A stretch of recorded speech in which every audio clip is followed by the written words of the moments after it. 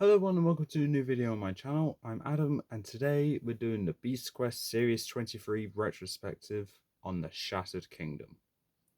So it's been quite a while since I've done my last retrospective video, which was on Series 22. And now we're finally on Series 23. I may have been putting this one off because my opinion on Series 23 isn't a strong one. But what I will say is though, the retrospectives, the whole theme of this entire playlist is to shine a light on every series of Beast Quest, even the ones which I don't believe actually deserve this spotlight. So obviously Series 23 has these 4 books in them, being Querzol the Swamp Monster, Crotax the Tusk Destroyer, Talker the Sky Snatcher, and Zirkon the Shape Stealer. Now, as the Beast viewer, I'm trying to restrict myself to only talk about the beasts here. I will mention the story if it's important. And yeah, we'll go through each beast one by one, talk about their design, the abilities, and their fights that was in the book, as well as any other add-ons which I deem necessary. So mainly Battle of the Beasts for me. And that will kind of give a more solid overall opinion I have on these beasts. Another important note to that is this is pretty much the Beast Review for Series 23 that's updated. And my opinion on Series 23, I think, from what I remember, is one of few opinions which has not changed. But I do have more to say about these beasts, and I'm going to be as positive as I can when it comes to this series. So with that, please bear in mind, anything said in this video is my opinion. And if your opinion is different, please leave in the comments below what you think of this series. But with that, let's get into this. Starting with book 1, which is Querzol the Swamp Monster. So with Querzol, on the design aspects, it's very blatantly inspired by Terror, Curse of the Forest from Series 6. And to me, it has a kind of horrific vibe to the design, but it's just not as interesting as Terra's was. The green on green on green, so you got green here, green on the cover, and green on the leaves. It just makes the brown stick out, but in such a bad way, to where it's not as intimidating as what it could have been. It's obvious it's a tree though, but other than that, nothing really much else to add in terms of design. I see what they were going for. It just wasn't a good attempt. The abilities that Querzol has, camouflage can be good, branch growth and movement via roots is, interesting but also kind of expected. And acid breath is good, but it's not any like strong acid. Plus, it's stronger than other acid related beasts, Ronak being the example, but it's still not a strong concentration of acid to where it'll actually do a lot of damage. But the interesting thing about Querzol is that its weakness is its heart, which is like ensnared among his roots, which is underneath his body, which is interesting, yeah. And the fight in the book made a good job at trying to make this battle as interesting as it can be. Obviously, with the heart being protected by the roots, and once the heart is killed, Querzol just wilts away. But yeah, I really can't say it's that interesting. Having Querzol's mouth pretty much stuck open by a bone caught in his mouth, so he can't use his acid breath. Pretty much using only his roots to try and defend himself, and even then that's still easily defeated by Tom and Lena. Yeah, I'm afraid Querzol as a beast is just a strikeout. It failed on all 3 aspects in the book. And then when it comes to Battle of the Beasts, Querzol took part in 2 tournaments. The New Generation tournament, where he died in round 1, and the All Generation tournament where he also died in round 1. So Quetzal has had multiple attempts to try and stand out and really make a name for himself, and he failed horrendously. So with that, moving on to the next beast. Up next we have Crotax the Tusk Destroyer.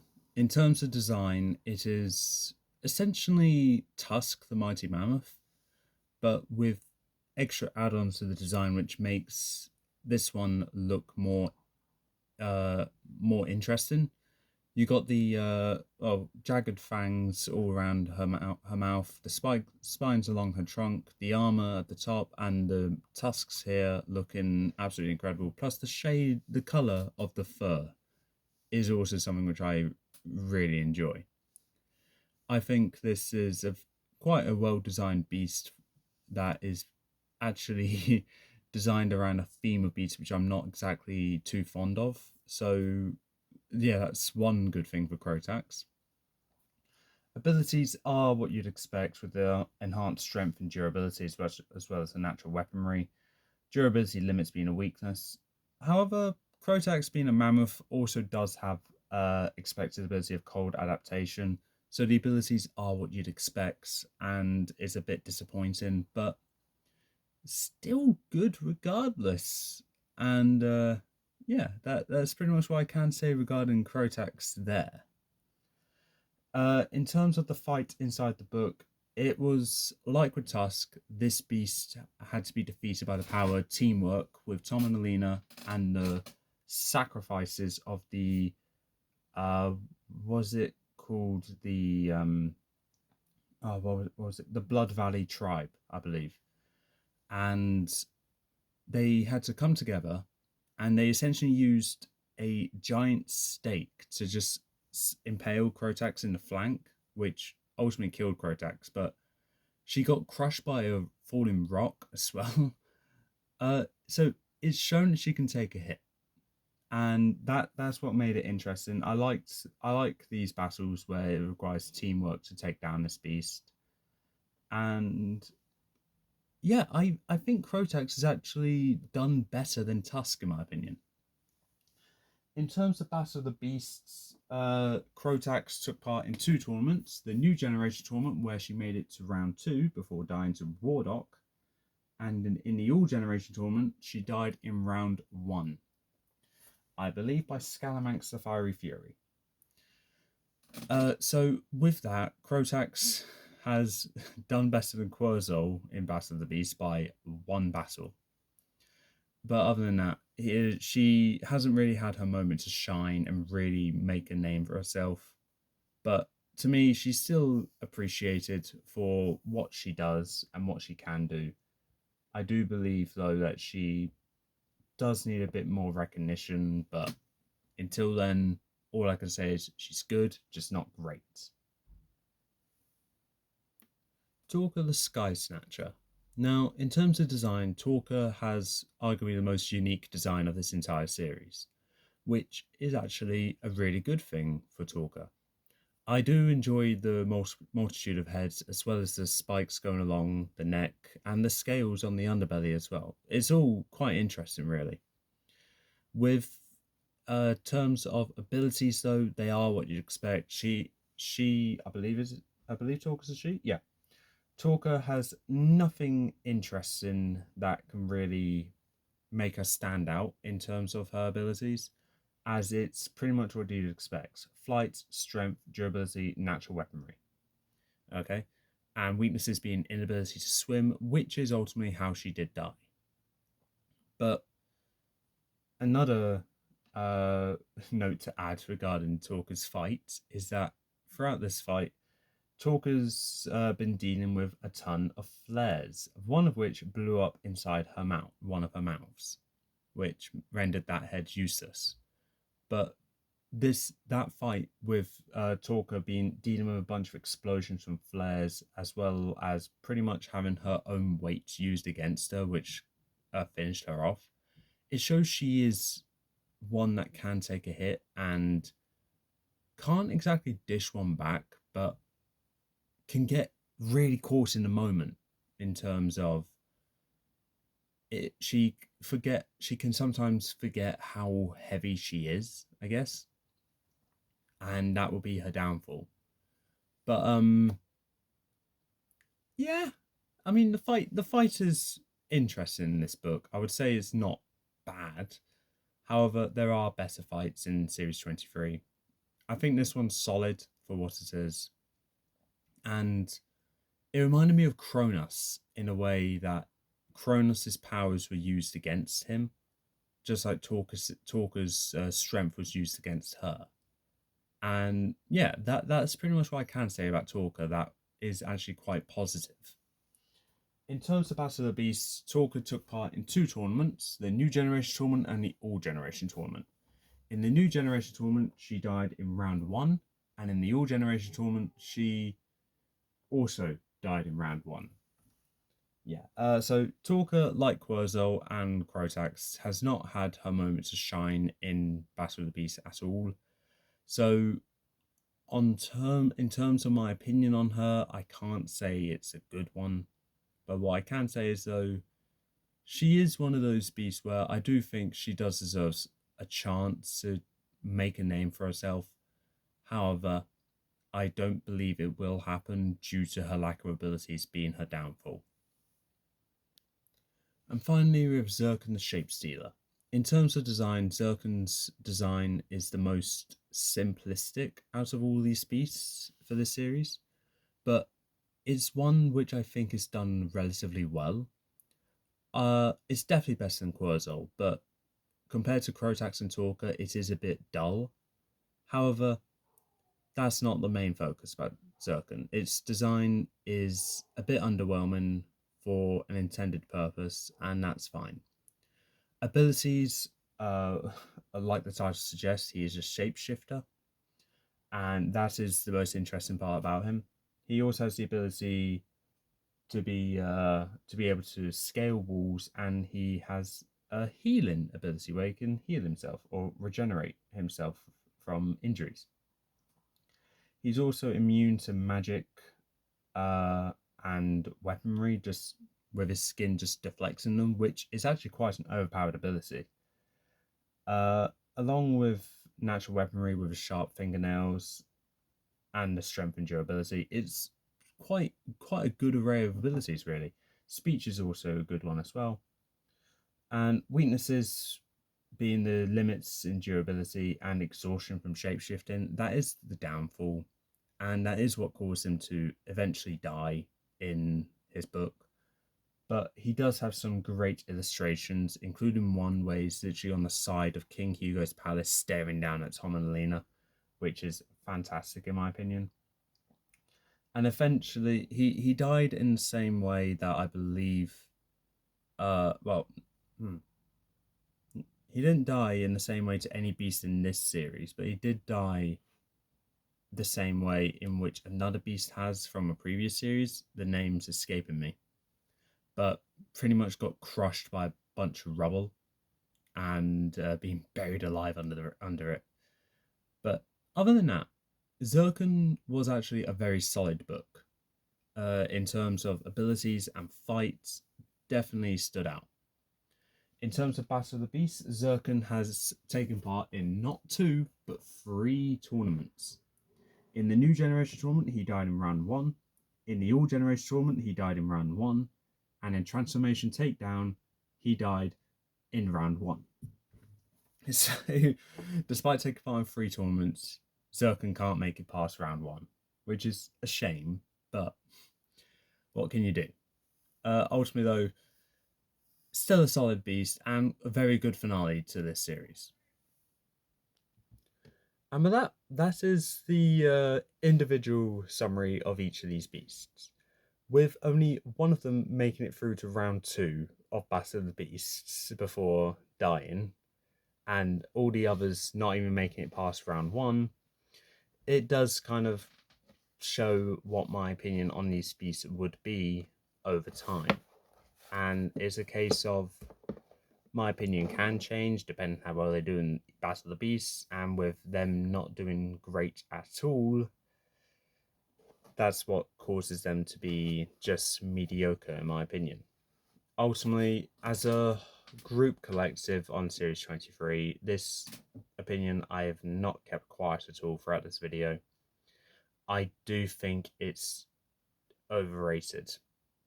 In terms of Beasts, it is not a great series at all, with a few highlights here and there, especially in the finale. It's just okay. And even then, it's still not that great. In terms of story, though, it is actually really good. I wouldn't say it's the best story, but it's one where myself and Lucas felt like absolute idiots for not seeing the twist coming. But it's not a great story. No. It's a good story. I wouldn't say it's fantastic, but there is stuff that could have been done to make it better. But what pulls it down for me is the beasts. And that is pretty much the whole summary of it. I can't say I like this series. Well, I can't say this is one of my favorite seasons because the beasts are not that great. Anyway, time to get to the ranking. So, with my least favorite beast of this series, I think it's quite obvious considering I had nothing positive to say about this beast at all. It is what is, I would say, one of, if not my least favorite beast of all the Beast Quest, which is Quetzal the Swamp Monster. Yeah, like I said in its individual summary, I have nothing nice to say about this beast, and with that, we'll move on. In third place, we have Talk of the Sky Snatcher. The only interesting thing is her design being relatively interesting. However, the downfall is her abilities.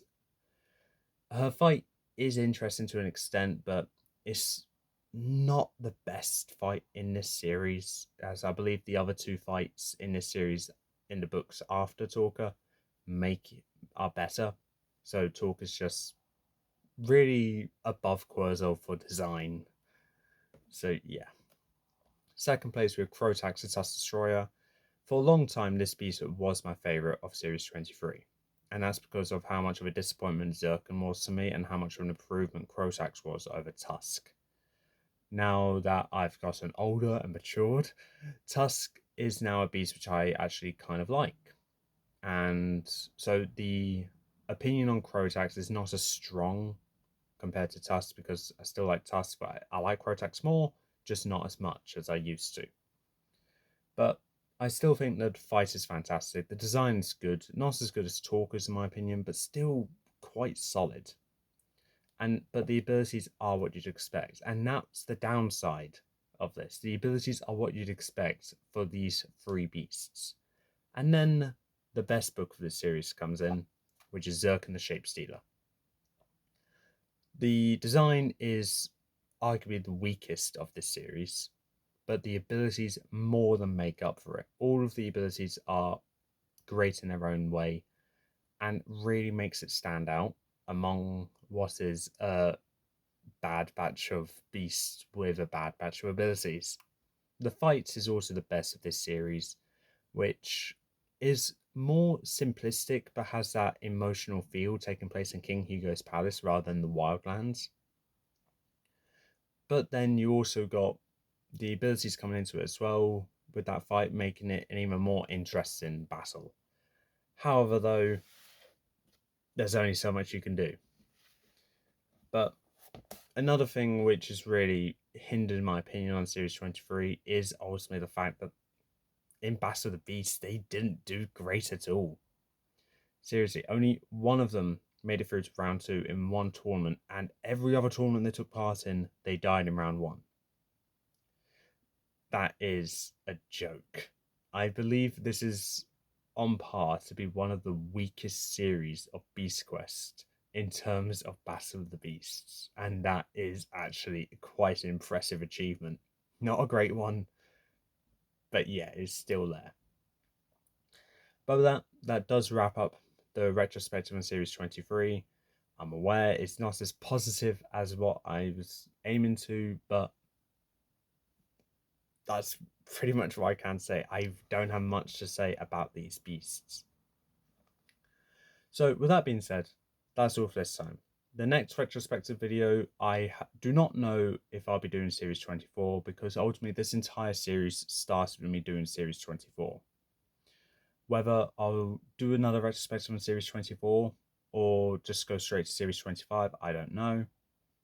But that's all for this time. If you like what you saw, leave a like, leave a comment, don't forget to subscribe, press the notification bell down in the corner below, and I'll see you next time.